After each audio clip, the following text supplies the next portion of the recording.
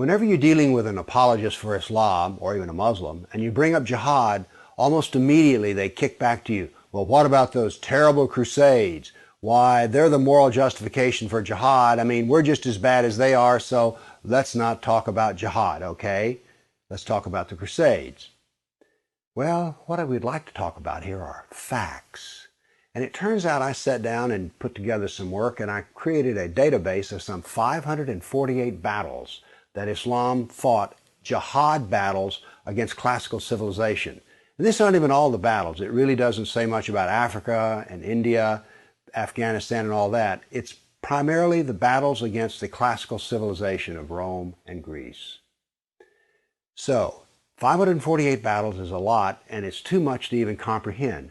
So I created something which I call a dynamic battle map, in which you have a display of the Mediterranean, and a white dot means that this 20-year period, that's a new battle. So every time the screen changes, it's 20-year period.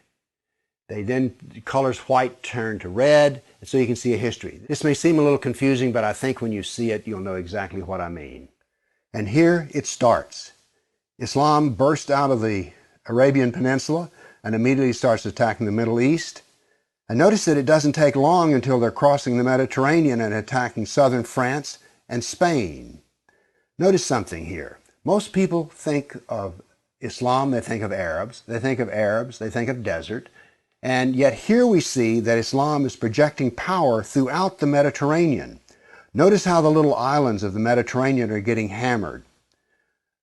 The navy of Islam would attack coastal towns, kill, rob, rape, and then take slaves. So this whole battle map, as it unfolds, you're seeing slaves being taken. Over 1 million slaves were taken out of Europe into the Islamic world. That's something you don't think about much, but it's absolutely true. There were over 200 battles fought in Spain alone. And we also see, however, on the east coast in Turkey, that Islam is trying to break into Europe. Now, what's going to happen is, in Spain, this ongoing fight that lasted for 400 years, the Christians are going to push back the Muslims. But now then what has happened over in the east is that Constantinople has fallen, and now then Eastern Europe is getting hammered. The jihad now comes to Eastern Europe. It's pushed out now of Spain. Northern Africa is now completely Islamic. The Middle East is completely Islamic. This is all jihad, relentless jihad. And why is it so relentless? Well, Muhammad was relentless in his jihad. And these people are good students of Islam, and so it's against the kafir, on and on. It was traditional that when the Sultan came to power, the brand new Sultan, he would immediately try to launch new wars, because he was going to be noted in his Islamic history as to how well he fought against the kafir.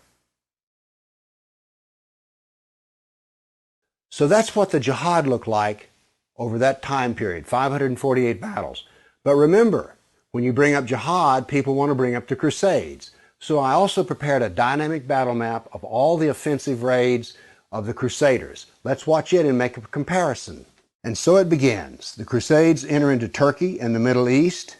Battles go on, but aren't there far fewer than you thought there might be? And here we go. The last battles are fought, and that is the end of the Crusades. So now then we can talk about some facts. Yes, there were Crusades, but notice they ended centuries ago, and jihad is being practiced today. Jihad has been with us for 1,400 years. There is no comparison between jihad and the Crusades, certainly not a moral comparison.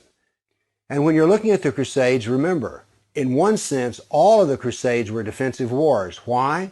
Well, as we saw on the first jihad map, it was Islam that came out of Arabia and conquered the Middle East, a Christian Middle East. And so the Crusaders were trying to free their Christian brothers and sisters from jihad. So there's no moral comparison at all. The motivation of the Crusaders was to free Christians. The purpose of jihad is to enslave the kafir. So the next time you hear somebody talk about, oh, those dreadful Crusades, you've seen some facts about the matter. Why don't you pipe up and tell them you know, you don't really know the matter.